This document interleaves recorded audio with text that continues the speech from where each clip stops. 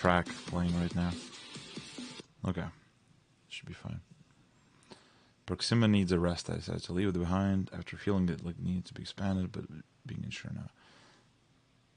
As soon as my mind was able to relax, I began having good ideas again. Proxima. I want to make a simple action platformer. If you don't know what I mean by that, picture Castlevania, the linear kind, or Ghosts and Goblins. Goose is a game where you walk forward and hit stuff. It's that simple. What the fuck? Load. Ah, come on, okay. There's always temptation to wax lyrical about the fact that games predate art and stories, which arguably makes them more integral to our collective psyche. Despite that, it seems though there's an inclination for ideas to come in the form of stories. Alright, Matthew, rambling. This is a comfortable idea, domain of the idea guy. Right now, I could tell you all about the world of protagonists look like. I wish I was like this, dude. I fucking wish. A lot of people are like this, where they think of the world story, you know, like the ideas guys type of ideas. I'm really bad at that. I'm really bad at figuring out the aesthetic elements from the get-go. I know the backstory, I know where that takes place, I know where the opening scene, everything is. As usual, the idea guy is hoping nobody asks what's the gameplay like. Don't worry, he'll figure that out later. Well, it's true that Proxima is similar. Okay, he's talking about his own game, so.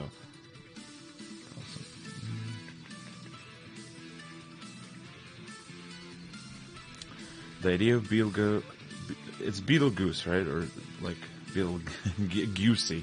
I don't fucking know. I cannot pronounce any words ever, so whatever. Initially inspired more by Castlevania, the linear kind, but having replayed some of the Ghosts and Goblins series in the intervening years, Beetlejuice, yeah.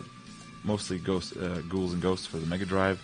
Dude, why Mega Drive, Matthew? You know that arcade games exist. Come on. And also, it's nice. I started to see something in those games which distinguished them as a worthy rival. Yeah, Kako. A worthy rival to Castlevania in my mind. I should clarify that G&G predates Castlevania. Even I played G&G on the Mega Drive years ago. Okay. Not only does it rival Castlevania, I think it's like better and massively better in terms of game design. Basically, I started to feel that Ghosts and Goblin series had important characters. Matthew, just fucking... Okay, whatever. I can't get mad at Matthew because this is style.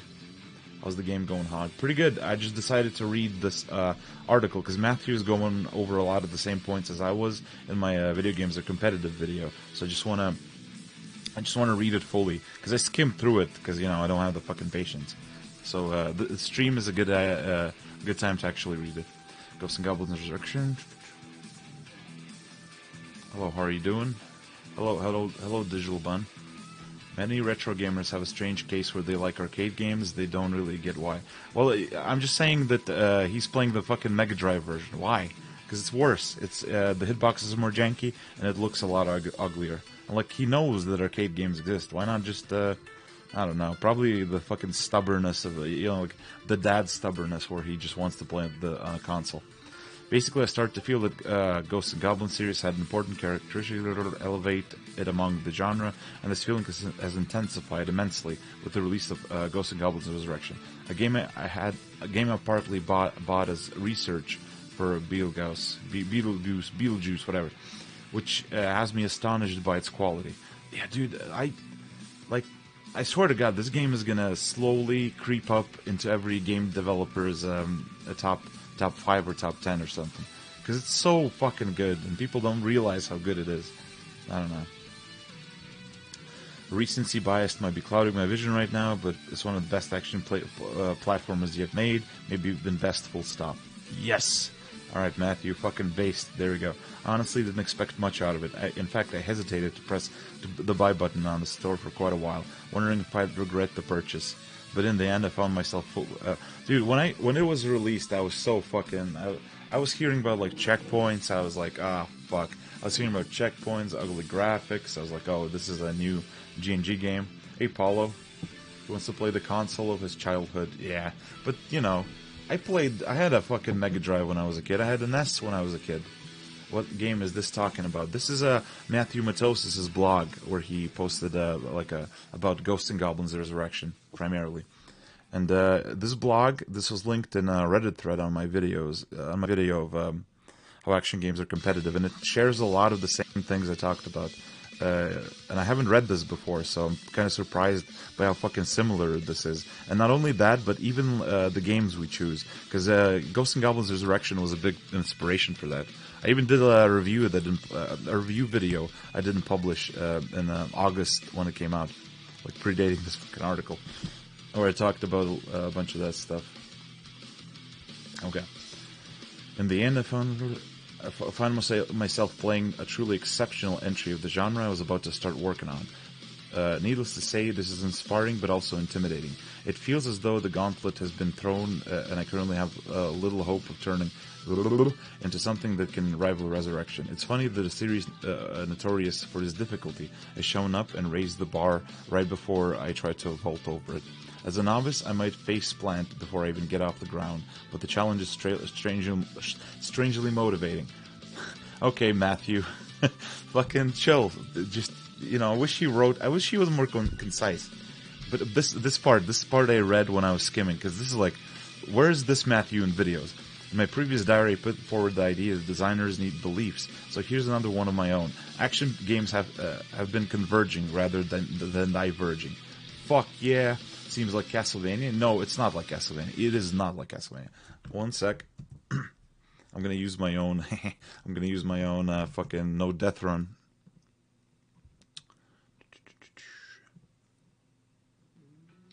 Yeah. So like. Oh, of course. I have another strat for this section. It's not the boulder. Might actually be safer.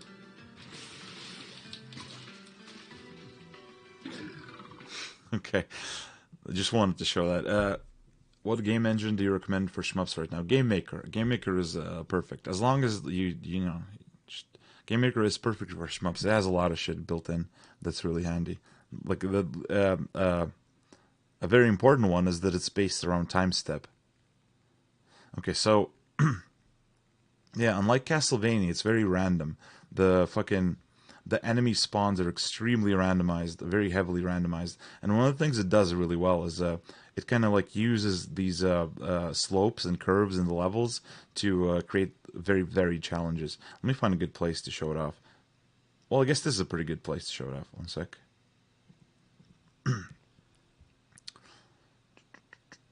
Because of how the mechanics work, because like your throw comes out at a specific point. Do you follow John Blow and Molly Rocket? I don't know what Molly Rocket is. I do not follow John Blow though. I don't. I've seen some of his videos and like some of his posts and shit, and just I don't know. He has some good, interesting things to say, but he just gets lost in the fucking sauce and just talks about. Well, one of the main things is he doesn't fucking focus on any of the games I like. That's a big problem for me. Okay, oh, fuck. Okay, this didn't. This RNG was really merciful this time. But yeah, like these little slopes, you would think they wouldn't make much of a difference, but they do. The enemies like land. They land and they try to approach you. If you stand, for example, if you stand up here, the slope will be high up enough that, and your weapon is gonna come out of a high enough place that it will go over the head of this guy. So you have to always like slightly adjust how you're throwing shit based on the little slopes. What is better, complete determinism or some RNG? I don't think either one of those means anything, because the thing is, like, if you have a deterministic system, well, for starters, there's no such thing as like fucking RNG, because it's all deterministic either way. So what you're asking is what you should be asking is, do you want your game to be chaotic enough so that the player can't get consistently good at it? You know, there's always like a lot of inconsistency, or do you want to, or do you not want that to happen? Do you want like do you want a lot of variation from either chaos or like straight up RNG? Like, I think RNG is good. I think RNG is very, very important for games, because one of the big problems is like, well, it's pretty obvious, right? Well, not even necessarily RNG. The obvious problem is that if you don't have RNG, then you can just way too much determinism might make the game boring after a while. Yeah, that's the obvious problem. You just like, you play a game, you learn it, and it just becomes boring. But RNG is a very simple way to solve it, but you can solve it with really difficult execution. Basically, like a racing game. Racing games are something I always come back to. Like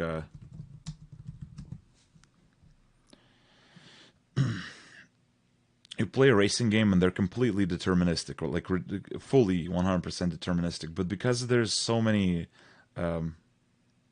so many factors affecting each other. Like, oh, you turned at a slightly different angle. Okay, now the weight of your car shifts slightly differently. The wheels, like the traction, it'll take a bit more time to regain traction. How hard you press on the pedal dictates how effective your steering is, and it all feeds into each other. So basically, you get a very inconsistent system that within a fully deterministic game. So like just because of the granularity of each input and how the inputs affect each other, but it allows to let players master the game very consistently, maybe in a competitive setting. Well, what's the point of consistency? Like the point of games is like as soon as you get consistent in the game, what's the point of playing it, right? You learn the game, you mastered it. Like you need inconsistency. Even if you have a deterministic game, you're going to get inconsistency via execution. That's why action games are good, even if they're static, right? Because this is a full determinism, but just like the execution makes it very hard to actually consistently perform the same actions. And if you need like a game that's fully deterministic, you would probably go for like puzzle games where you solve an encounter and that's it. There's no execution, so you can't so you can't improve your performance how you solve it, and you can't fail it once you do know the solution. And because like there's one solution or one simple solution, you can't like optimize that shit. Like you need inconsistency. Like how you get it, whether you get it from RNG or determinism, matters only insofar as like whether the player feels like it's their actions that led to the inconsistency or not.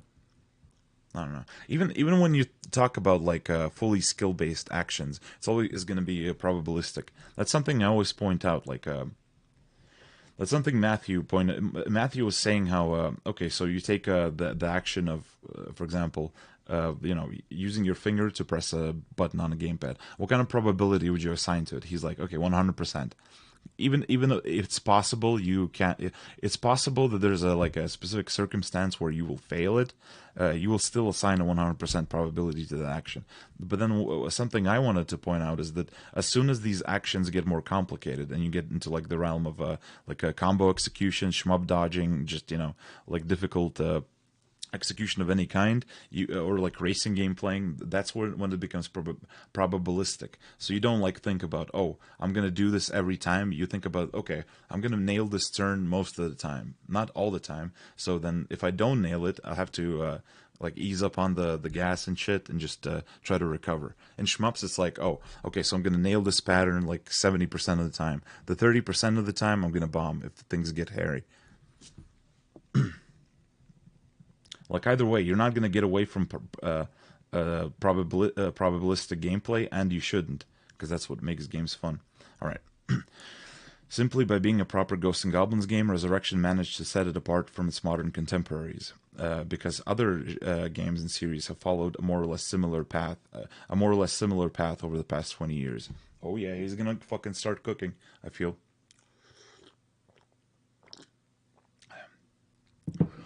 Resurrection's greatest strength comes from its predecessors. Might be its consistency, but what? Compared to its predecessors, might be its consistency. But prior G&G games offered highlights on par with Resurrection nearly 30 years ago. That is true. Like one of the things I love about Resurrection, it doesn't just like recreate what made those old games good. It amplifies every single element, like the difficulty, the RNG, the slopes, the fucking decision making. Some things are a little bit worse, like the chess system. I think is just too fucking annoying to deal with. Like the lack of a proper arcade mode is kind of stupid. But like overall, it just every single element is there and better. If the inputs become very precise, then the RNG is your brain in your hands. Exactly, yeah. Like it's like inconsistency. That's what That's the fucking focus of games. You start very inconsistent and you grow in consistency. And then when you get consistent at something, it just becomes kind of boring because you're repeating the same routine. And RNG is just like a really obvious solution that has some pros and cons. Like the pros is that it's very simple, and it's relatively safe because unless the players are gonna fucking hack your game and figure out like the fucking seeds that they're not gonna be able to manipulate it. Unlike execution stuff. Execution stuff, they will eventually get better and better, and they'll probably, eventually, maybe they'll reach like task levels, If you've never played Super Ghouls and Ghosts, I miss a traditional arcade mode in G&G Resurrection for sure.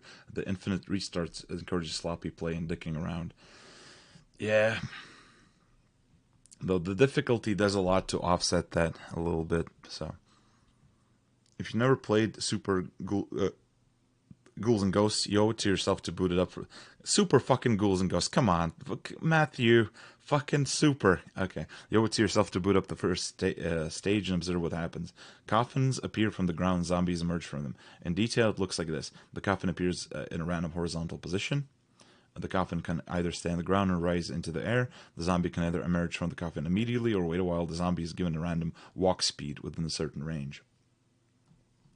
Yeah, this is the random walk speed is cool, but what's even cooler is that G&G Resurrection actually has them walk faster and faster the longer they stay on the screen. So what it does is like it creates more target prioritization. So the longer a fucking Grim Reaper is running at you, the more dangerous they become. And like on the fly, it creates like a set of priorities, Some enemies become high priority. Even though it's the same enemy type, they gain very different priorities based on like the slopes, the speed they're running at, how long they've been alive, and all that shit. You can go for a deathless run, of course, but that's self-imposed. Deathless is just, and it's not even that it's self-imposed. It's like the problem is that it's very frustrating. It's like there's no middle ground. You just gotta fucking just do everything perfectly. I prefer a little bit of leeway in my games. So your game is like a G&G inspired game. I mean, kinda. I love G&G, so it's gonna always inspire what I do, but not directly. This is Matthewmatosis' blog, so I'm reading what he posted because it has a lot of similarities to my action games or competitive video. At a glance, it seems simple, but it actually leaves the player a lot to consider. All accomplished using nothing more than simple terrain and a single enemy type. No matter how many times you've played it before, you can become totally absorbed in the process of staying safe from the very first screen. It's worth clarifying that difficulty isn't exactly the appeal here. At least for me. The thing I actually enjoy being forced to foresee several possible futures. Alright, dude. In order to take the best course of action. That's probably correlated quite strongly with difficulty, but I think it's a distinction worth making. All I really know is that I find it to be a relentlessly engaging formula, which Resurrection leans into even more than its predecessors. Yeah, because it's not difficulty at all, I think. Because you can have this kind of game that's pretty easy, just, give Arthur a lot more hit points. But what you want, just because you can have a really difficult game like I want to be the guy style game where there's no decision making happening. You just perform a really difficult execution puzzle. But here it's like because everything has so much commitment, you gotta plan ahead. You gotta think a few steps ahead, and you gotta reprioritize on the fly as well. It's all about decision making. That's what makes G&G Resurrection so fucking good. It's not about it has almost no pixel perfect jumps unless you get in a really bad situation. It has the threats are very well telegraphed. It's it's fairly slow as well, and it's just and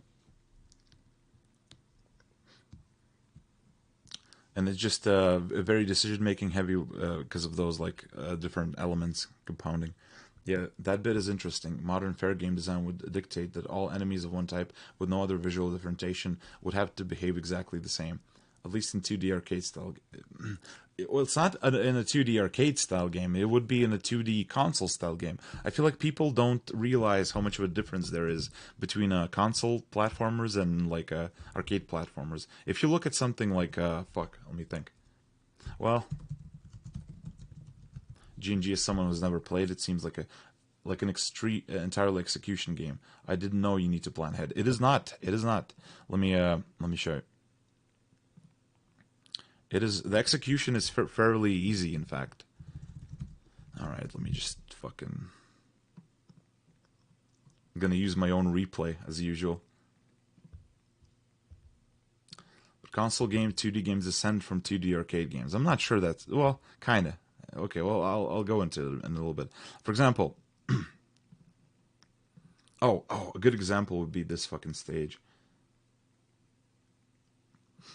So here, for example, you have these skulls. They pop out at random points of the stage. There's some, like, they're not completely randomized, and you can kind of manipulate their spawns a little bit, but they spawn in random points of the stage. They drop down. Once they drop down, they for these skulls, they lay on the floor, and they wait a random amount of time before jumping up.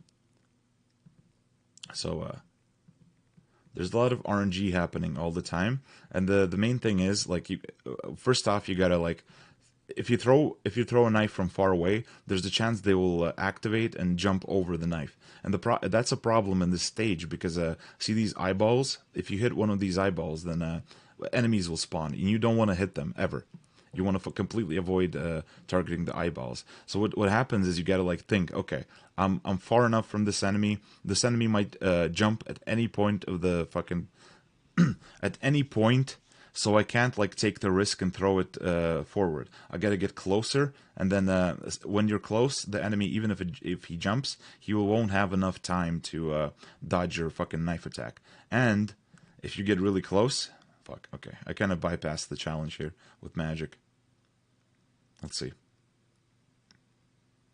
I bypassed the challenge. Well, if you get close, you can, like, use their jump to get past it. That's it. I'm playing G&G. Dude, yeah, fucking G&G is amazing. It's very, there's almost no like, pixel perfect execution required at all. These guys as well, they have a, they only shoot at random intervals, basically. They shoot at you, but at random intervals. And the way it can all mix, these moving platformers are static, but the enemies are randomized. So you have all these fucking elements working together to create a very chaotic stage, very unpredictable, and you kind of get a feel for how the enemies move. Like, I wait here. Okay, I was like, okay. I was like, I didn't want to risk hitting him when he goes on the ground, because I might have hit the fucking eye. So I wanted to jump up and hit him as he's going down. But I wasn't good enough at predicting it, and I was like, okay, fuck it, I'm not gonna take the risk. So these guys are random, of course. So I just escaped, and, you know, like, it's very decision making heavy. It's really fucking good. There's nothing like it at all.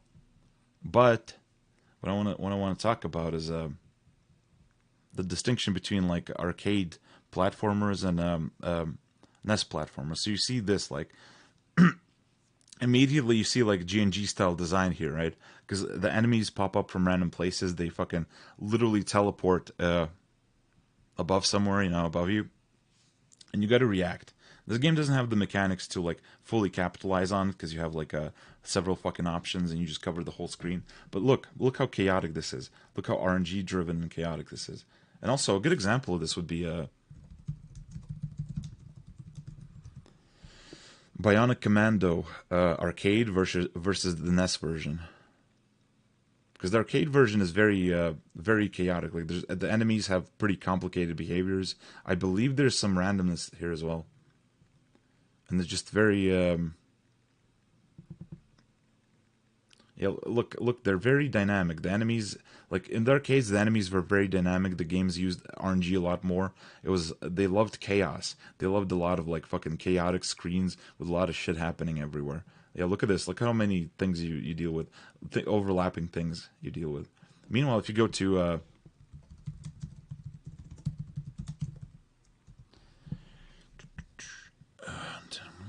fucking whatever, Arcus, let's go. Yeah, if you go to the NES version, the enemy behaviors are very simplified. The stages are very focused. They're very puzzle-like. So, like, you have an area walking around in a, you have an enemy walking around in a limited area. They're almost like an obstacle. There's a lot that you couldn't do on the NES, of course. Yeah, it's like the hardware dictated the design. It meant this bumpkin mean short stream. It means that there's an enemy in my game. It's a bumpkin. All right. But yeah, like a lot of NES design because of the hardware limitations and just like design patterns, it's focused on these like puzzle like static screens. Even Ninja Gaiden's kind of like that, even though it's a lot more chaotic. Arcade games were at least one generation ahead of consoles. But yeah, but see, that's the fucked up part because NES platformers are so much more popular than their arcade counterparts. What happened is they influenced the SNES platformers that followed them up, and basically the arcade platformer style completely fucking died off. You don't really see it anymore.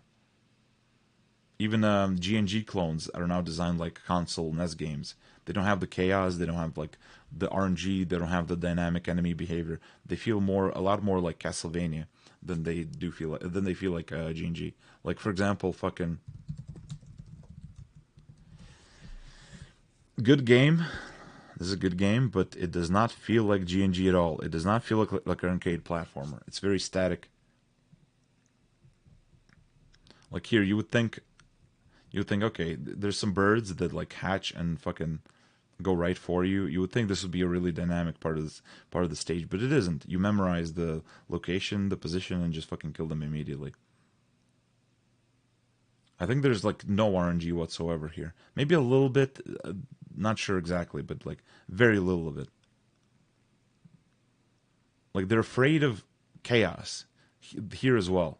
Like these guys revive, and you would think that would also create chaotic situations. Not really. Even in arcade, scrolling platformers were never a dominant genre. Yeah, from my impression is that they took off when they went to the platformer fucking market. This game is really good. Yeah, this game is really good, but it's a lot more like Castlevania. The only RNG are the bosses. Yeah. So yeah, the arcade platformer basically died, except for G&G Resurrection, my fucking precious, my beautiful special game. There's nothing like it. That's why people compare it to run and guns, because the only place they can get this kind of play style is run and guns, because they haven't really abandoned their arcade roots entirely. You have like those enemies running from the sides, of course, until you get to like fucking Cuphead and you know. I think even Blazing Chrome is a lot more static.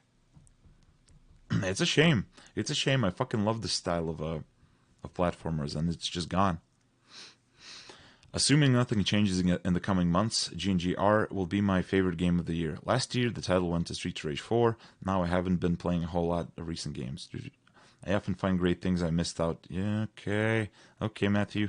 Why do I feel like two old school revivals stole the spotlight 30 years after their initial relevance? I think it's because even though the old action games like Street Rage 2 and G&G were flawed in serious ways, were they? They were also good in a way which has been fading. By faithfully adapting these games in the modern era, many flaws are ironed out, while the good parts remained intact. And look at this. He literally mentioned this, the Atsushi Inaba GDC talk. I haven't watched. I think I did watch the GDC talk ages ago, but it didn't really click with me. The thing that clicked with me is the fucking interview. Yeah, he even refers to the same thing a few years ago, which has been on my mind ever since. I'm going to take the liberty of paraphrasing his point, but simply, it might be phrased like this: action games are actually reaction games. This observation is then underlined by pointing out that action games are primarily passive because the player is always responding to situation rather than creating the situation. It can be surprisingly hard. Can be a surprisingly hard pill to swallow. But the more time has passed, the more I agree with him. If anything, he probably didn't go far enough. Yeah, he agrees with him, but I think he agrees with him in like the sense that it's a good description of how the industry is like right now, rather than like a prescriptive statement. Mikkel, if we're talking Sega, if we're taking Sega sprite scalers and their ilk out in their arcades, the dominant 2D genres, from shoot 'em ups to belt scrollers versus fighting games. Yeah, and you had like racers. You had light gun games. What else? Of course, rhythm games later on. But yeah, platformers never really took off in the arcades. And yeah, you had that problem where the NES focused on puzzle-like design, and that puzzle-like design really clicked with a lot of people. And they started just on the SNES when they could make proper arcade-style platformers. They still went with that puzzle-like design, regardless. Okay. Practically every 3D action game I can think of has an instant way to escape danger. Often even while in the middle of an ostensibly committed action. Devil May Cry, Bayo, God of War, God Hand, Wonderful 101, Revengeance, Sekiro, the list goes on. I'd probably include the Ninja Gaiden series too, but it's still an enormous backlog. Yeah, but God Hand is not fully like that. It is kind of like that, but it's a little bit more of a mix, I suppose. Pick any 3D action game, it seems like likely to make the list. I'm sure I don't have to restate my love for some of these games, but as far as I'm concerned, 3D action games are not necessarily better than their 2D counterparts. Holy shit! There's something about the 3D perspective which seems to trick players into perceiving added depth, maybe because of the literal depth implied by the graphics. This is not to say 3D games lack potential, quite the opposite. NG requires more committing. It does require more committing, but it also has a really powerful dash with iframes, and it's more about it's very reactive. Like you can't really the enemy. It's not even like the mechanics that make it reactive. It's that the fucking enemies are so fast you can't really like fucking control and group them. It just happens so quickly. Everyone's so fucking mobile, including you. All right. Maybe because of the literal depth implied by the graphics. This is not to say that 3D games lack potential, quite the opposite. Just that there's likely to be still room for meaningful improvement. As a writing, well, it's not even like improvement or... well, I will say it's improvement for me, but like it's not even a matter of just improvement. I feel like it's just the trade-off you make as a game designer, because both approaches have pros and cons, and you have to pick, okay, do I want to make a game with constant resets, or do I want to make a game with a lot of snowballing? They're mutually fucking exclusive. You cannot have both. Well, maybe you can have both, but you'll have to limit one, and you can have like a mix. You know, it's all about compromises. As a writing, the Devil May Cry series just celebrated its 20th anniversary. 2 decades of refinement may seem like a lot on a human time scale, but it's nothing for an art form. Yeah, fucking video games are a baby art form, and they're in this form. So like a lot of people think, oh, it's all about, there's like good design. Good design has been established. We haven't even found it for fucking mediums that date back like thousands of years. Forget about fucking video games. We barely had theory as a formal field, We need a positive examples, so try not to laugh at me comparing Resident Evil 4 to the list above. Yeah, fucking do it. Fucking do it. If this seems too ridiculous, consider the following. Every one of the 3D games I mentioned allows the player to hit stuff directly with their hands or sword, but everyone knows the best G&G weapon is the dagger. Therefore, an action game doesn't necessarily need melee combat, unless you're going to tell me that G&G somehow shouldn't be considered an action game. This is fucking... This is very... Like, he's creating a problem by grouping them all under action game, and now he's fucking solving the problem he's creating. I don't know what the fuck. I don't know what this fucking diversion is. What is Matthew's opinion on Resident Evil 4 remake? I have no idea. Also, is this Patreon? Is this Patreon only? No, I'm not a Patreon sub, but it is a Patreon only, like a essay article thing. He hasn't made a video on this. Genre classifications rarely make for interesting discussion. My point is just then don't fucking bring it up, Matthew. God damn it. Dude, this fucking guy. Matthew's writing. Genre classifications rarely make for interesting discussion. My point is just that Resident Evil 4 bears at least as much in common with Devil May Cry as it does with Doom. I'd say it's far more common. It's far more about choosing where to place your shots, so as to control enemy patterns, than it is about raw aiming skill. Yeah, because see, this is the fucking awesome thing about Resident Evil 4 that no other third person shooter does really. Well, almost no other third person shooter does, because the fucking gunshots have like a recovery animation because you can't move while shooting. It's literally, you can balance each gun like a beat 'em up attack. Shotgun, that's your like a fucking, you know, sweep, like knockdown attack, you know. A fucking pistol, that's your jab, that's your quick jab, you know. Every single one of these attacks, because the frame data starts mattering when you get into tight corners and the enemies are on your fucking ass. Matthew didn't play the remake yet. He said he doesn't have an interest in it. Oh shit, fucking based. Damn. When he says he doesn't have an interest in something, that's like he spits on that filth. I remember he said something like, there's a H Bomber guy video defending Dark Souls 2 for like fucking 4 hours. I think Matthew was like, not interested in apologism and Dark Souls 2 apologism. You know, what if I don't? Well, if you don't, then hang around my stream. You're gonna fucking learn, son. Okay. Hold on. Oh, wait, we need music. Who should I prioritize for a knockdown? Do I need to conserve my shotgun ammo? Is it possible someone is about to flank me? Is now a good time to reload? Can I somehow group them up for a grenade? Here we find the tactical element, which seems lacking in modern action games. Oh shit, he's fucking saying the shit. They might reward this kind of prediction, but they rarely require it. Do they reward it? Well, that's a big problem, right? They don't really fucking reward it, because you don't have enough ways to capitalize on wins. But I'm not gonna fucking get distracted with that shit. Which is why having to switch weapons in the briefcase menu in the OG Resident Evil 4's biggest crime. Yeah? Yeah, reload, I'm kind of like... With reloads, I'm a little bit, you know, torn about, but the fucking briefcase sucks ass. I hate the briefcase. Even prediction may not quite be the right word. When a Grim Reaper emerges from behind the tree, it's only a matter of seconds before he's sprinting toward Arthur.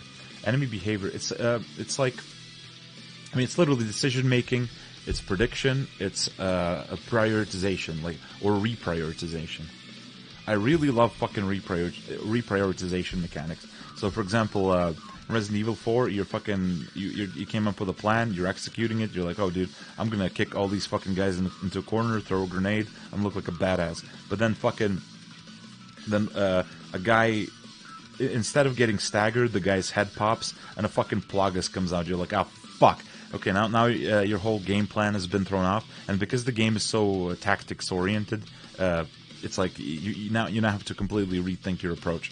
That type of shit cannot really happen as effectively in like fucking Devil May Cry or something like that, because like the enemies go in Devil Trigger. Okay, what do I do now? Well, just do the same thing but for longer and better, you know, because now you just have to hit him more, and just, you know, you have to hit him more and not get hit, basically. The only thing close to that is DT Explosion in Devil May Cry 3, where you can actually fucking plan things out a little bit and manage enemies. But even that isn't... Even that is kind of fucking undermined by stupid enemy design. Sometimes Matthew talks a lot without much in the way actual... Yeah, Matthew needs to fucking just filter his thoughts a little bit more, because in writing, you know, in writing and videos. Enemy behavior is so clearly defined, there's almost nothing to predict or only simulate. Well, there is. It's like anticipation, right? It's not like you're not predicting it in a probabilistic sense. You're predicting it in terms of, okay, this is what's happened. You're predicting it the same way that you're predicting a bullet trajectory in shmup. You're reading the situation. This is what and you know, the read on the situation actually influences your decision making.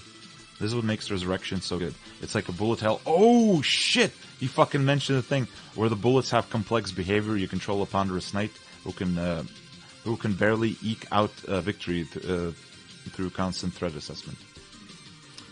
Would love to hear Matthew destroy shitty new games like Star Citizen, but I know, dude, fucking Star. I don't fucking know why. Why would he? You know, because like it's not you. you can't just destroy them. You can't hop in like with one foot in there and be like, oh, let me just quickly destroy them. You have to commit to playing them, learning them, fucking holistically analyzing them, fucking figuring out the issues. It's a lot of fucking work. I would be in the same position. I don't want to fucking play Star Citizen. Fuck that. Fuck that. I'd rather say that it's shit and not elaborate. But yeah. It's not so different for G&G when you think about it. I suppose there are several different forms of depth that we might consider. It's clear that many of the aforementioned games have greater depth than Resurrection when it comes to offense. You certainly won't be seeing any G&G combo videos. Oh yeah, fucking try me, son. But ignore all that, dude. G&G has quick weapon swapping. I can fucking do some sick-ass combo mad videos, you know? But ignore all that and instead imagine you were tasked with creating an AI which could complete these games without taking damage. Spend a lot of time playing and analyzing a game just to get shit on by that game's community. Yeah, that's the fucking life of a critic, dude. That's why I don't want to criticize these character action games. Not only do they fucking I would have to like entangle them, I would have to spend a lot of time entangling them. I'll just piss people off, and because I'm argumentative, I just fucking waste time arguing with them in the fucking comments like an idiot. Even though it doesn't even fucking matter, because, you know, the only reason I'm fucking learning all this shit is to help me make my own games. I don't want to fucking... whatever. You have access to all the relevant variables, like enemy position and status. In other words, you know when an attack is one frame away from hitting the player character. Despite being one of the most recent releases on the list, Devil May Cry 5 is one of the easiest to solve, especially if we're talking about Bloody Palace. Simply attack until you're in danger, then instantly activate Royal Guard to negate damage. Oh shit. Others like Revengeance and Sekiro will require slightly more awareness about which attack type is coming out, but will ultimately be solved by pressing a certain button in response to the enemy. Bayonetta and the Wonderful 101 are complicated by a larger number of stage hazards and gimmicks. Okay, this is true. I'm not gonna... you know what? I don't even feel like arguing with this, but I kind of want to add like an interesting complication, because I'm gonna defend parry games for once. One of the good things about parry games that one of the things that makes parry games more interesting and dynamic is when you group up a lot more enemies, there's like it's not that easy. RG has 6 active frames. That's not his point. It's not that it's easy. It's that if you... he's talking about like creating an AI could complete these games without taking damage. If you remove the execution element, then your game plan is very, very simple. It's just difficult to execute in terms of timing. Okay, but anyway, the more interesting thing is, like, because the execution is difficult, what you can have is you can have dynamics where, when enemies group up and have asynchronous attacks, it becomes harder and harder to consistently parry shit. So you can kind of get like dynamics where, grouping enemies up is still very undesirable, even in parry games. But then the problem is, the better you get that fucking mechanic, the better you get at timing, the less interesting the game becomes in terms of dynamics. Meanwhile, if you have a lot of like positioning stuff, then it feels like a lot more. It feels like the better you get, the more interesting the game becomes, or at least it doesn't like completely degrade into a simple like a flowchart you can do.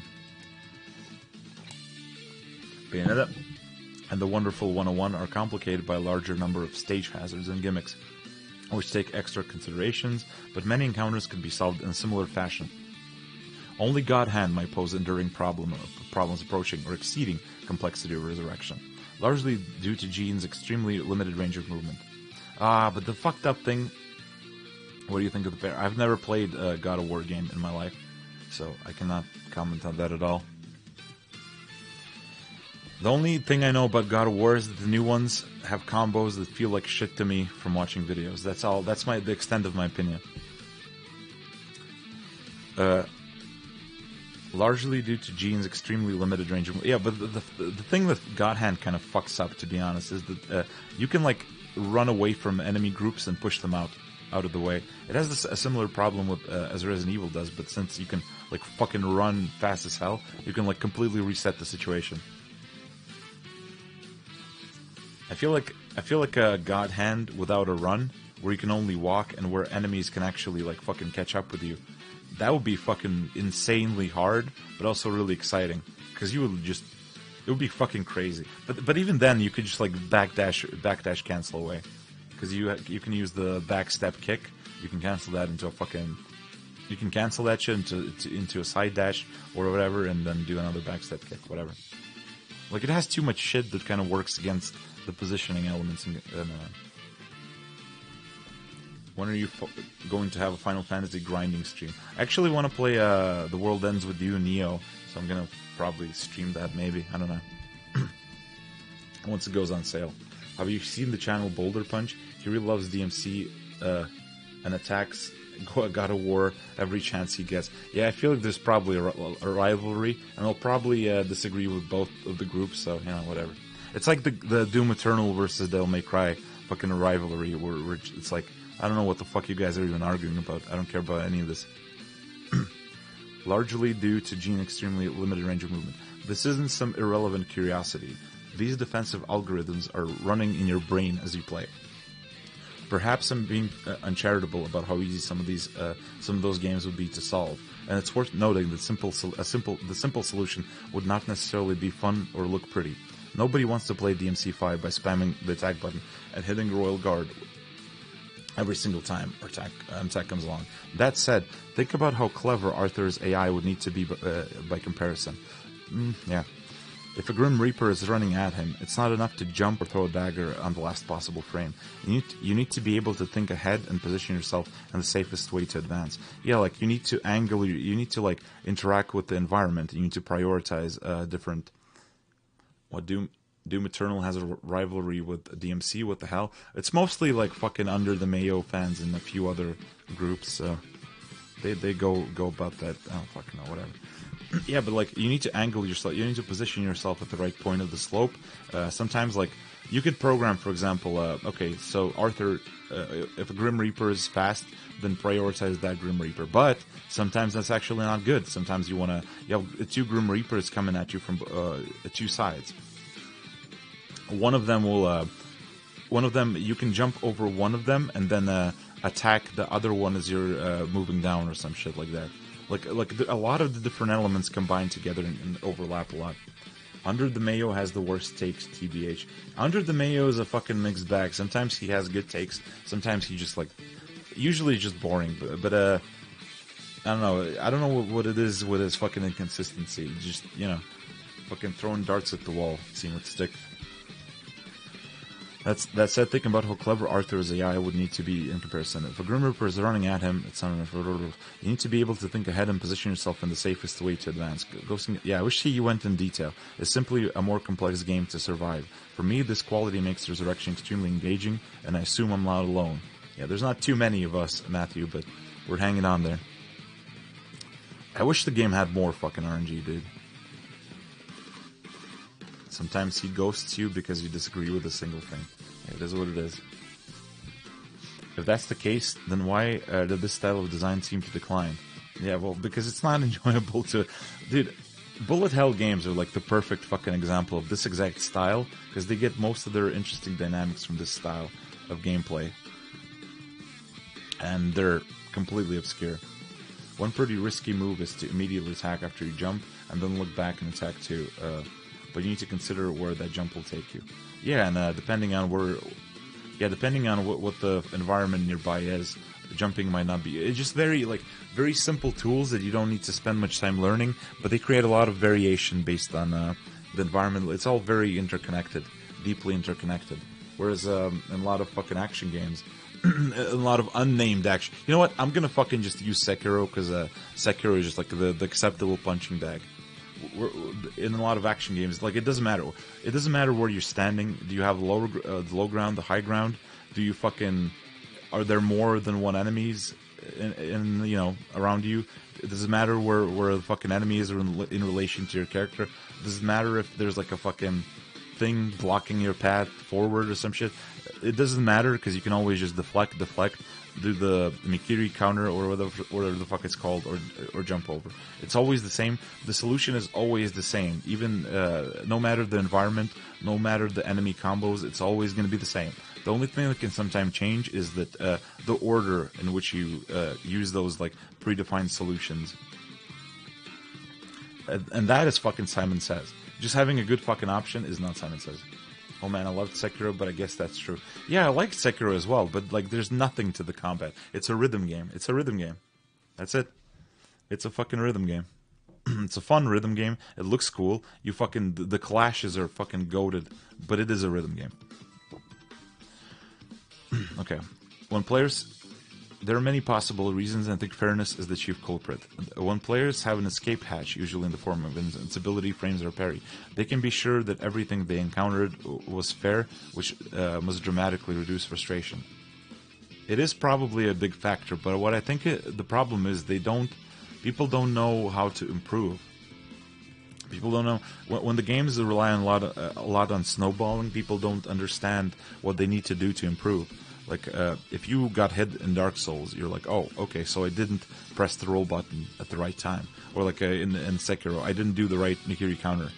If you fucking got hit in Resurrection or like 2D beat-em-ups or bullet hell shmup, oftentimes you made the mistake a few seconds ago, and then you're like, okay, so what the fuck did I do? How do I deal with this? It just feels like you're trapped into dealing with these... you're trapped and have to deal with these ridiculously difficult patterns for no fucking reason. Naturally, nobody wants the player, and as a result, you can't really learn anything. That's the reason, like, with shmups, it's really important to like teach these preemptive techniques, like bullet streaming, like misdirection, macro dodging, quick killing, the shit I taught in Gunvein, right? Because those actually, like, you don't need to know how to dodge patterns. You need to know how to like prevent yourself from getting into sticky situations. Now you know, okay, I have a lot of tools at my disposal. I know how to preemptively fucking help myself deal with these enemies. Fucking Guardian Ape, yeah. Sekiro versus Geometry Dash. That would be fucking sick. You fucking parry and Mikiri counter different environmental obstacles or something. I don't know. Naturally, nobody wants the player to be frustrated, which makes I want the player to be frustrated. I want to piss the player off. I want fucking...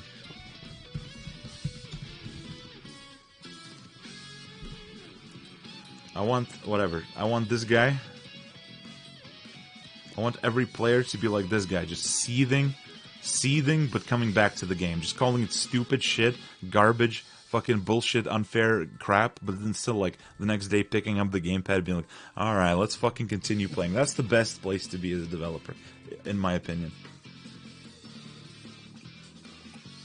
What you don't want is for them to fucking let go of the gamepad the next day, you know. Okay. Resurrection takes a different approach, but I say the Simon Says style is so ingrained in gaming these days that when the solution to the problem is not the obvious, people just assume the game fucked them. Yeah. Yeah, I've been thinking a lot about Simon Says and like the different types of prescriptive design and what the distinction is between learning a really complicated game that ends up being simple versus just like a similarly simple game that doesn't require that front-loaded learning. It's pretty tricky, right? My favorite place for a gamer to be as a developer is crying because of the heartfelt story. Yeah, that's another good goal. Just play 30 minutes, get angry, stop, play again tomorrow after work. Yep, exactly. You get fucking pissed off, but because a lot of my favorite games are exactly like that. At least starting out. Final Fight, I play it until I get too pissed off at it. Fucking Gowange was really frustrating at first, and it's gonna be really frustrating once I get into scoring properly, whenever the fuck that will be. It's just like a lot of these games. You fucking play these games to get an emotional experience, to get a strong emotional experience. That's the essence of action games. Action games that are not frustrating are like fucking horror movies that are not scary, you know? Resurrection takes a different approach, but I would say that all, or almost all, encounters in Resurrection are entirely fair regardless. Here's an attempt at defining fairness for this in this specific instance. When a player gets hit, there are some actions in the recent past which would have avoided the damage. This is something I wondered about in the context of Final Fight, because with Final Fight, you like it's plausible. It's kind of like you can imagine a run where the player doesn't take any damage, but you will not see that fucking shit in practice. because it's like there's too much shit going on for the players to keep track of, and it's too easy to like mess up. But then if you rewind the replay, you can always like take a couple of steps back. Oh, you should have done this. You should have done this. You should have done this. Is it fairness? Maybe, I don't fucking know. Like, but then the only thing that's unfair is usually just gonna be like straight up RNG shit, like output RNG basically. Oh, I played Gwange for the first time yesterday. Great stuff. Hell yeah, fucking yeah. Hope you get into that shit, because like the more you play, the better it gets. The correct actions would have placed the player in a similarly survivable position, albeit one which might need further, quick, clever responses to facilitate continued survival. Play Crimson Clover, World Explosions Arcade Original. Game over the TLB, cry, rest, play it again. Game over the TLB, cry, rest. You know, yeah, like a good shmup. You fucking play it, you die at the TLB, you're like, fuck, and then just slam the fucking either the restart keys or just stop for the day. That's the good shit. I'm gonna buy Gwange soon because you recommend it so much. Yeah, I really hope you like it. Fucking, let me give you a quick. I want to fucking do a quick Gwange tip thing for enjoying it. Depends on if you want to like score or something. But like, okay, so you have a character. Then if you hold down the button, you see this Shiki spirit pop up, and when you're in this state, you walk slower, and you can only walk horizontally. You become like a Cabal shooter character, right? But you take less damage. El Sneed, what's up, Bog Dabbing? I'm Matthewmatosis. No, this is a good article. I like Matthewmatosis for the most part. But this article was linked on Reddit in a thread about my action games or competitive video, and he goes over the same thing, but he did it in 2021. And the funny thing is, not only do we reference the same Atsushi Namba fucking talk, but also he thinks about it in the context of G&G Resurrection, which is one of my fucking favorite games ever. And it's the same game that inspired a lot of these thoughts in me, along with Final Fight. Yeah, okay, Gwange. So, when you hold down the button, you get the Shiki. You can only move horizontally. Your movement speed decreases, and you take less damage, which is important. You take like half damage. Okay, so whenever you kill an enemy, whenever you touch a bullet with your Shiki, it slows down.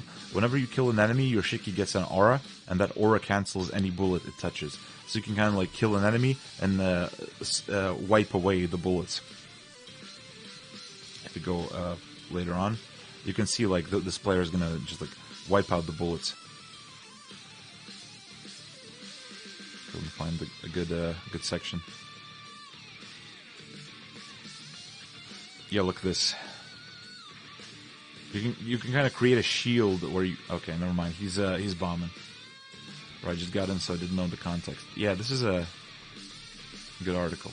Yeah, so the idea is very simple. You just try to keep the screen as clear as possible by wiping away the bullets and quickly killing the enemies, and yeah, that's about it. But like, it's so intense and so fucking chaotic that it's extremely fun to do that.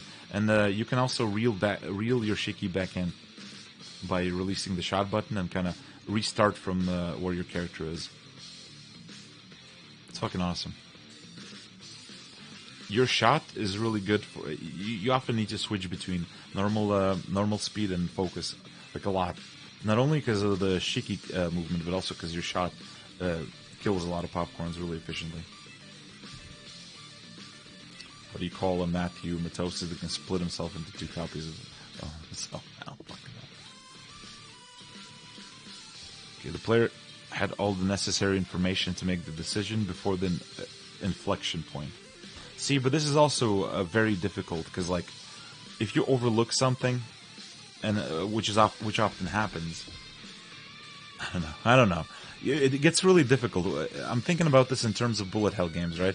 If you have like a million fucking bullets, you can technically notice all the overlap. Like, the information is on screen, but you cannot realistically keep track of all that shit. 360 version, good to go. The 360 version has no slowdown, so you're gonna get your fucking ass kicked. It's good, but no slowdown. Gwange is pretty playable, but the final boss is gonna give you a rough time. It's better to play the MAME version. Yeah, remember this one. This one was about blaming the game for dying, even you should have seen it coming. Yeah, but that's all the fucking time. That's every decision-making game. It's like, oh, you rewind a few steps. Well, you know, you shouldn't have been here. You shouldn't have done that at this point. It's like, god damn it. It was a question. Come out with a fucking puzzle. In other words, given a screenshot of the critical juncture, it is possible to plot a course of action which will survive with absolute certainty. Okay. This is like fucking, you know, hindsight shit. This is like those, like, fighting game players that analyze replays of high-level matches and, like, speculate about, you know, they talk about, oh, you know, if he did this here, then he would clearly won, you know. Right, but Kamiya just gave you a parry. Yeah, exactly. It's to prevent that fucking ambiguity. Hopefully we're in agreement that such a game would count as fair, but this doesn't address a player frustration. Well, exactly. The point of games being fair is not like some fucking higher order virtue that transcends humanity, you know? The point is to just make them less frustrating and feel like the player can take ownership over their fucking action. So if it doesn't remove player frustration, then what the fuck is the point of fairness? Is there a link to this article? I think there is a link to this article. I think it exists. Okay, let me post it in chat. Ah, fuck, I'll have to do... Oh, hold on.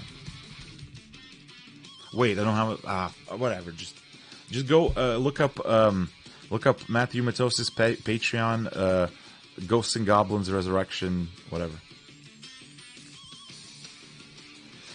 Without an instant response to danger, there's some window of time, possibly several seconds, during which the player technically hasn't taken damage, but their fate is sealed, because the escape routes have closed. Okay.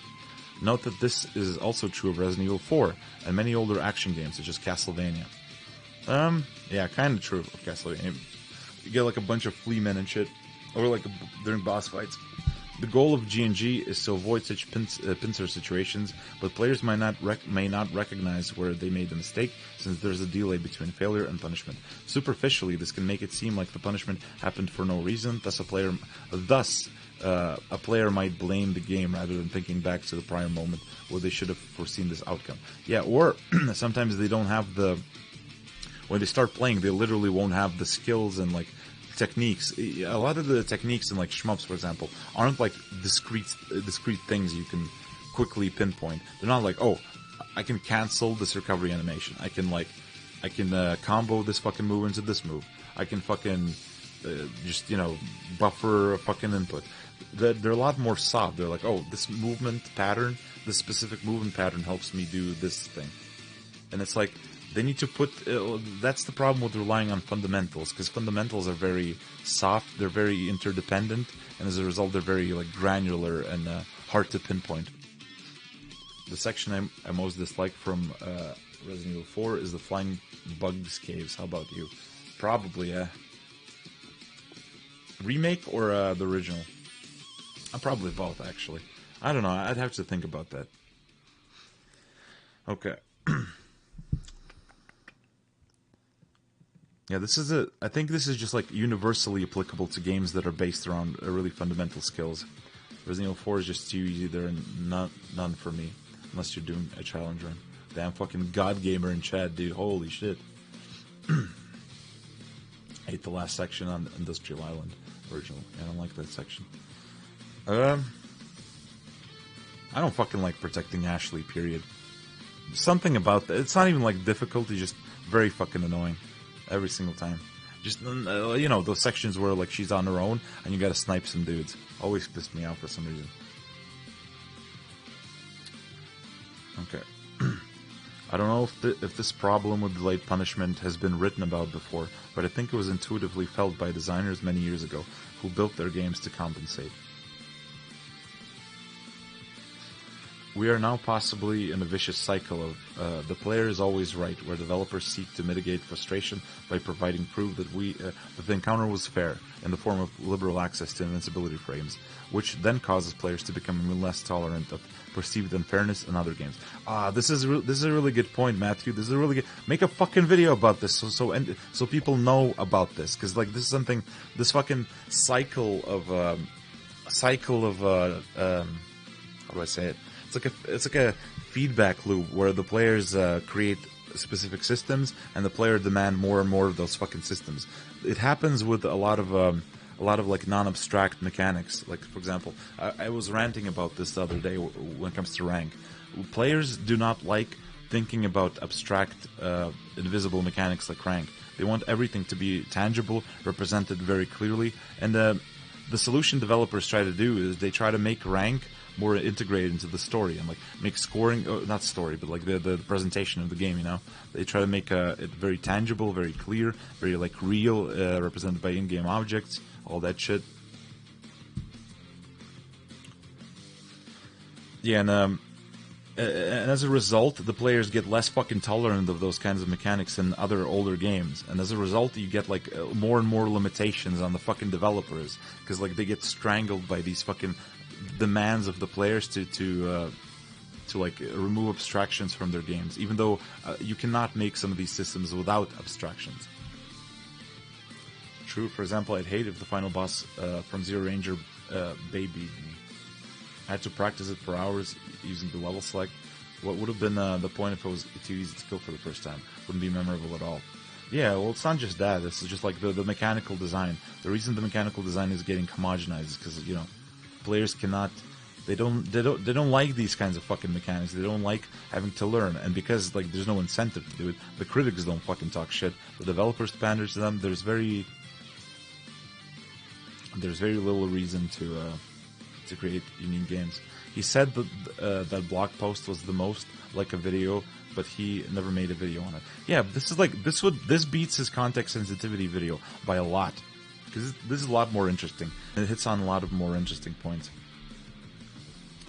Give me an example of this. An example of like abstractions. Garegarang. Or so, okay, here's a fucking example. Again, we're going to talk about Resident Evil 4. Dude, I don't even play Resident Evil 4 that much. The reason I bring up Resident Evil 4 is because it's like the last popular mainstream game, which is considered to be really extremely well designed and like normie friendly, that really appeals to me. So it's like, you know, I have better examples, but no one fucking knows about anything about those examples. And if I start talking about Final Fight, people are like, oh, that shitty fucking game with 5 moves that no one cares about. If I bring that shit up, people are like, oh, this guy's fucking crazy. Let's skedaddle, boys. So Resident Evil, like, is my final fucking thread. I'm grasping with all my might, you know. But yeah, okay, Resident Evil 4, you know how a lot of those videos on like the dynamic difficulty of Resident Evil 4 talk about how, oh, if you know that the dynamic difficulty is there, it ceases to work, because you can start manipulating it. It creates like a metagaming layer. like a metagaming layer in the game that the player now starts to think about. But like, they could also talk about how that's the point, you know, you have a metagaming layer, you create interesting dynamics with the dynamic difficulty, and you can like create reward systems and punishment systems like Garega does, and have whole fucking economies of resources. Like, oh, you fucking get more resources, the game gets harder. You sacrifice resources to lower difficulty to get more score as well. Or you ramp up the difficulty to get more score. You know, you can have these meta elements that are really interesting, make for really engaging gameplay, but are very abstract. I like Streets of Rage more. The only Streets of Rage I like that's even close to Final Fight to me is Streets of Rage 2 on Mania with Max specifically. Fucking Axel sucks ass, dude. What a fucking shitty character. Holy fuck. We are now possibly in a vicious cycle of okay. It's the same with accessibility and difficulty. People get used to easier games and they don't get better. So the games get easier and more accessible. Yeah, exactly. It's not even just easier, just very convenient, very yeah. Even disregarding how hypothetical player might feel, you can see why this would be a tempting approach for designers. If you're making a traditionally fun action game, you probably want to know it's fair, just for your own peace of mind. In a game like Resurrection, it can be hard to tell when it crosses such a line. Unfortunately, I think it does so during a particularly bad auto-scroll in the second loop. We're into the third stage. Yeah, buddy, we're fucking talking about the shit. Oh, yeah. I don't think it's unfair, though. Pablo Burt has a really good route for that stage. It's pretty consistent, but it is fucking ridiculous. Goddamn. Which feels, that's another thing with fairness, right? Something being fair, if someone could be like, oh, this section is perfectly fair because there's a strategy that another player found that's really consistent. That doesn't fucking matter to you when you're playing the game, right? It only matters when you actually learn about the fucking strategy. So if the goal is to mitigate frustration, then it's not enough to make the player like, it's not enough to put strategies into your game. You gotta make them very obvious to the player. If it weren't so late, I was going to ask you to elaborate about Final Fight the other day. What part of, yeah, my brain was fucking gone when I was talking about Final Fight. Which part of Final Fight?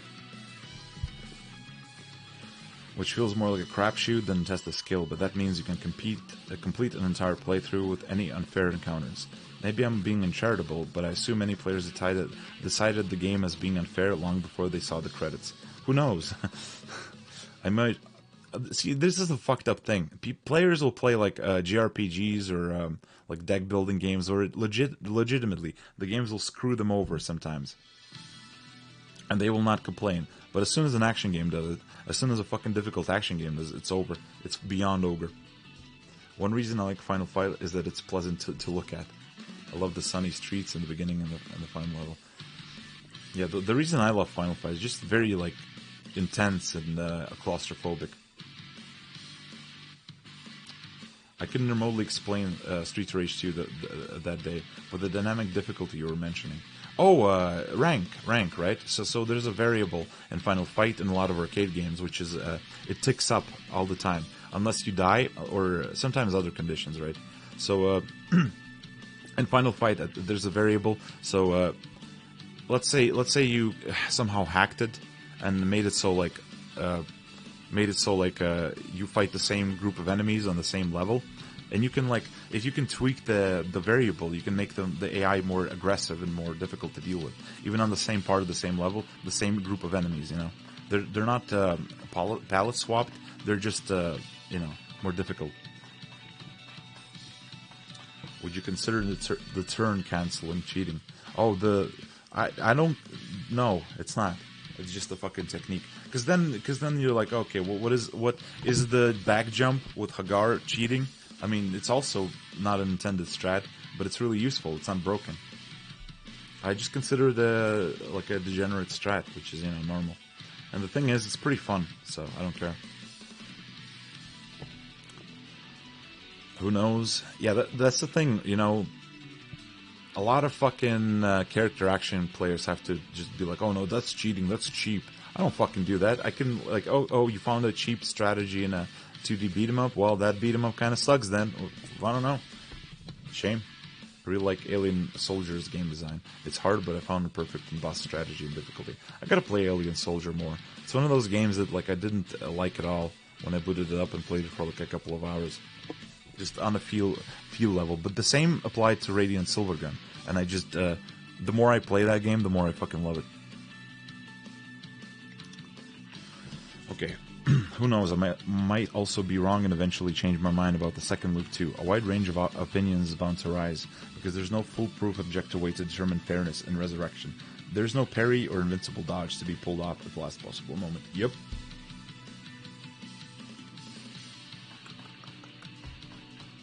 Gotcha, I think what I was trying to explain is that Sword 2 does a bit of the same, but it's more random. Sometimes you'll get a mania version of an enemy on lower difficulty levels, for example. Random? What do you mean?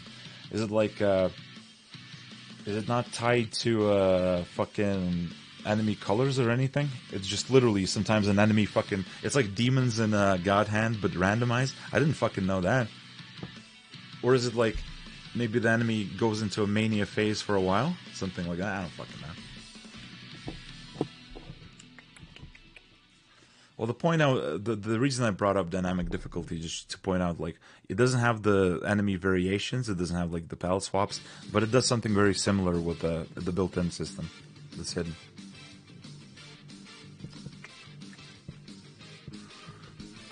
Okay. If you've seen just how pedantic I can be with my devil daggers, the return of Aberdeen reviews, then you'll know how uncomfortable I find this kind of fuzzy fairness. Okay, it's safe to say that Matthew has like Asperger's, right? Come on, look, why? I don't get it. Why? This has got to be like, or like OCD or something. Like, why this obsession? I don't get it. What's the problem? Like, why not embrace the fuzziness? I fucking love fuzziness. It's simply not possible to prove in a logically coherent way that resurrection is fair. Yeah, see, like, I would just like straight up reject fairness as the ultimate, like an ultimate design virtue, because it isn't. It literally fucking isn't. And I feel like not only do games like old arcade games that no one gives a shit prove this, but also like the resurgence of roguelikes proves it as well. That people don't ultimately care about fairness that much, as long as the dynamics, the moment-to-moment dynamics are interesting. Sometimes a knife C will run at you with insane speed even on level 1. Same with Big Ben, but basically the AI isn't color-coded. Just like, well, I think it might be that their behaviors are randomized, right? Like, for example, in this fucking game, GNGR, some enemies spawn and they either move fast or slow. Their speed is randomized. But with rank in Final Fight, it's like it applies across the board. Every enemy will be a lot smarter. I feel even some non-arcade and action players understand this, since Darkest Dungeon is so popular. That's what I'm saying. Darkest Dungeon, what is that card game? Really popular, really big fucking card roguelike. Fuck, what was it called? Gotta get Ben in here.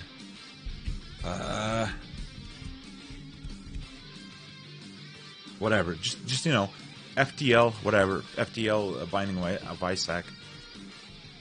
Hades. Slay the Spire, yeah, that's the one. Okay.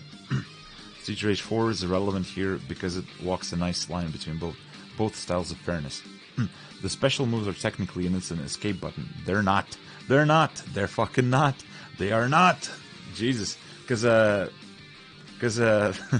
you can't fucking cancel out of move recovery with the specials. Well, some you can, but like a lot of the moves they added fucking later can cancel more stuff. But goddamn, I wish you could. I don't know why they didn't allow you to cancel everything at any point. I feel like maybe the fact that you recover health by punching enemies is to blame for that. Because like maybe if you could do that, you could just like keep spamming those fucking moves non-stop and recover health pretty quickly. I don't know. This approach allows for certainty of fairness, but still encourages players to control crowds in a smart way by using throws or knockdowns effectively. It still has that old school quality of spacing and preempting bad outcomes, and it has a cost. So it has a lot of decision making. You have to like fucking decide: do I need this freebie or will I take the hit? I think Final Fight's method works a lot better for an arcade game because you can only change the stuff with dip switches, whereas a console game has difficulty settings up front for the player. Final Fight in particular isn't that great in terms of dynamic difficulty, but I feel like if a game pushed dynamic difficulty, it could be a lot better than just difficulty settings, because you could like... Have you heard of a Battle Garega, Mr. Din? We've probably heard about it a little bit, right? But it has like a dynamic difficulty system where... it's like God Hand. Yeah, it's a little bit like God Hand, but a lot more subtle and like granular, and it doesn't show it properly. Yeah, Battle Gareg is also like God Hand, but it's very, very deep. It's like everything impacts the difficulty of the game, including how fast you mash the fucking attack button, how many power-ups you pick up, how often you bomb, how fucking dying lowers the difficulty. Doing a proper bomb lowers the difficulty, and some other niche actions lower the difficulty. So there's like a whole meta game, right, where you amp up the difficulty, you get a lot of score, you fucking kill yourself to lower the difficulty, the dynamic difficulty, and then you recover your lives and fucking keep going. It's like a whole economy, you know. The difficulty becomes a resource to manage throughout the whole game. Just woke up and read your conversation, Mark's server. Did you enjoy that? Fucking battling survival horror fans for no fucking reason, just decided to cause trouble. Okay.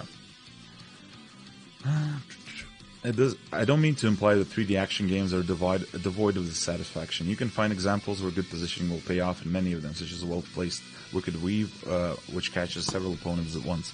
It might be worth giving special consideration to the Monster Hunter series here, since the positioning plays such a crucial role, and invincibility frames are less abusable due to the size of the monsters. I want to see that convo. I gotta join Mark's server and fucking read it, I guess. I don't know. It's true that these games require a cautious approach to combat. But it's also true that my reading ability is just fucking flushed down the toilet very quickly. Is there like a text-to-speech thing? Oh, it's almost done. Okay, I'm gonna use text-to-speech. One sec. We're so back.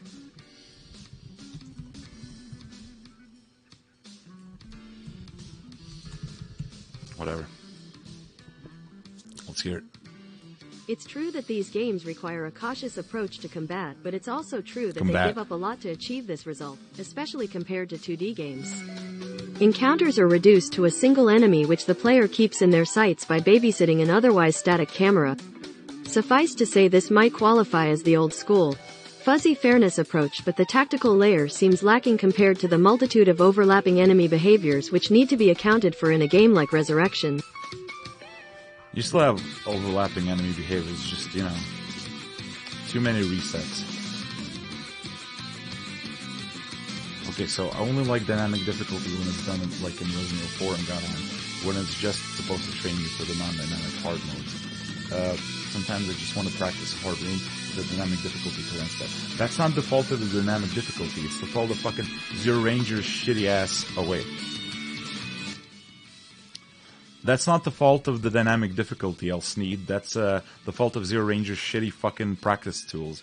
It lacks, and that's the fault of a lot of games' shitty practice tools, including Garega's originally, but they improved it a lot.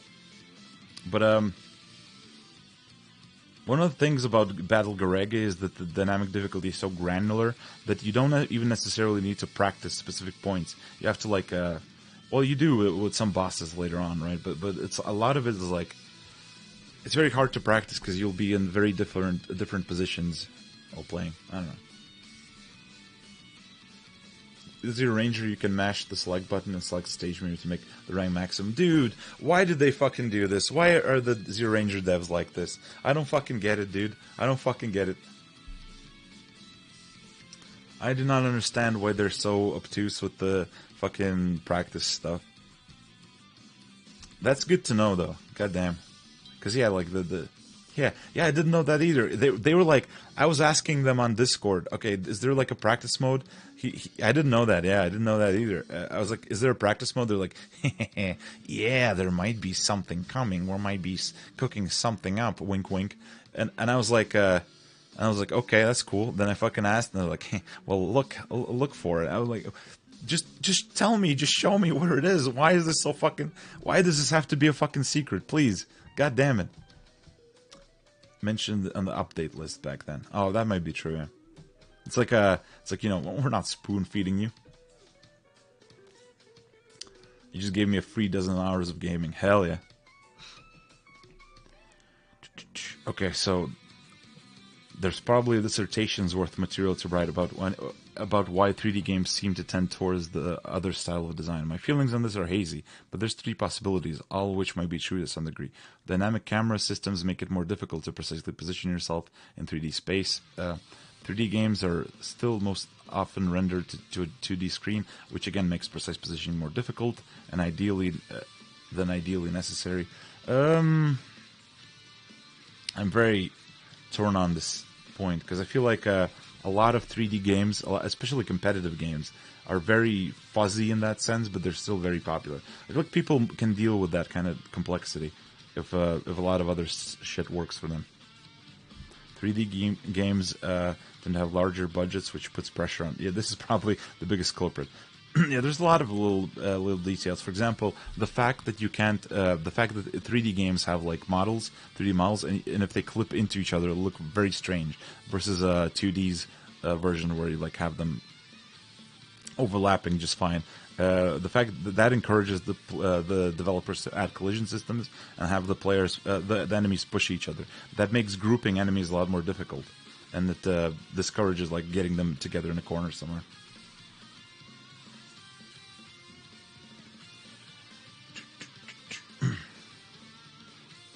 I'll leave my speculation there for now. The important point is that a notable difference exists in how some games choose to correct fairness, whether 2D or 3D. As you can probably tell, this idea of fuzzy fairness relates back to my game, which is why it's important for me right now. The way I see it, in order for Beetlejuice to be the best game it could possibly be, I need to let go of any temptation to craft perfect fairness. Yes, do it, do it, do it. Fuck perfect fairness. Just do. But that is a matter of designing space removers. What do you mean space removers? I think non-isometric 3D is very important when it comes to the intensity of gameplay. That is the reason why I don't feel the action in The Wonderful 101 as much as I do in Bayonetta. Yeah, I mean, in 2D it's very important as well, because it's like, I always say that you need like a very small playable area where it's all claustrophobic. Enemies that take space away from you. Well, yeah, but like the point is, right, you can design that and you can have that. I mean, Dark Souls has that, Devil May Cry has that to an extent, but it's just like the point is to have like a back and forth dynamics where you remove space from them as well in very interesting ways that kind of compound. Watched Mark's Resident Evil 5 video. Granted, I wouldn't say Resident Evil 5 is a beat 'em up. I think the systems he mentioned makes me think about we had a brawler with those systems. It just like it has the beat 'em up dynamics. It doesn't have the mechanics. It has the dynamics. That's what I keep saying. It's called God Hand. Yeah, that's true as well. God Hand is very similar, Mr. Din. Well, you have played it, right? You played God Hand. Tell me you fucking played God Hand. Don't you dare say you haven't gotten around to it yet. But that doesn't seem to be a problem. All right, I don't know what too many topics going on at once. I'm lost, so I'm scared. I'm gonna retreat back. Of course, I want it to be fair, and we'll strive to ensure it is. But I won't be able to guarantee it the way some games can. The vague picture I have of Beetlejuice is one where you cautiously progress forward and assess each threat, the threat coming your way. Given my love for fast-paced action games and my fixation on fairness, I think this will be a difficult mentality to have. Dude, get this fucking fixation out of your fucking brain, dude. Who gives a shit? People fucking... The thing is, like, people complain that everything's fair anyway, and they keep playing it. Like, who gives a fuck?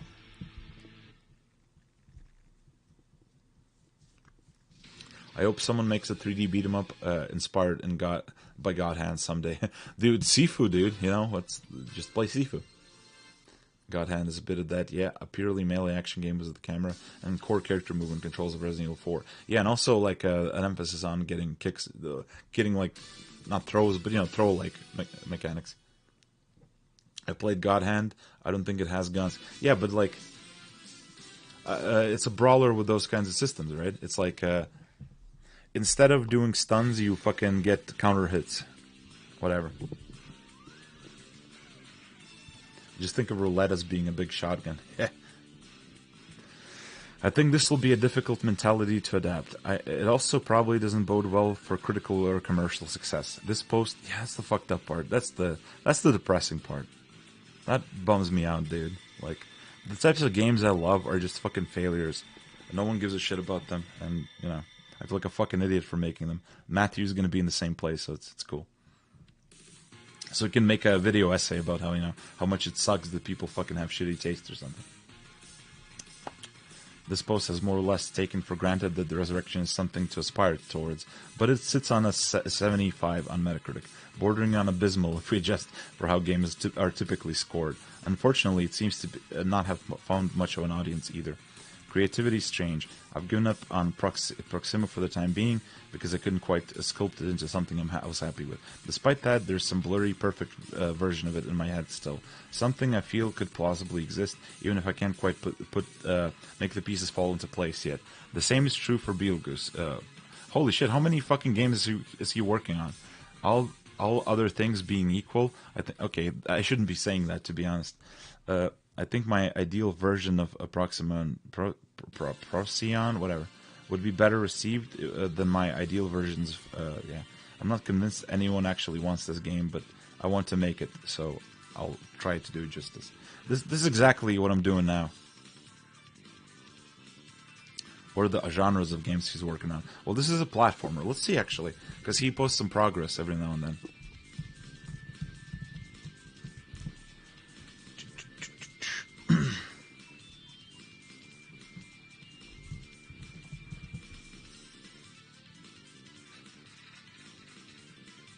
What is this? I don't know what this is.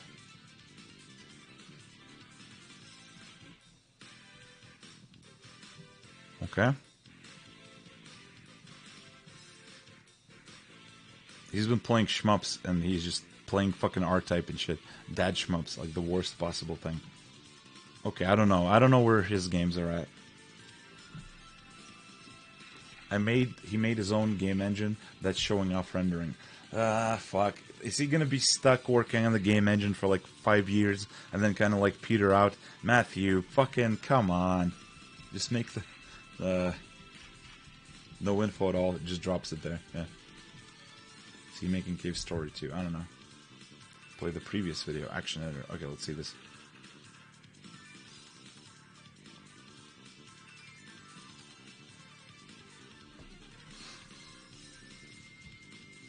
Fucking engine dev, dude. He said he wouldn't, but it's a worry, yeah. Yeah, that's something I'd worry about as well. Goddamn, dude. Fucking engine development.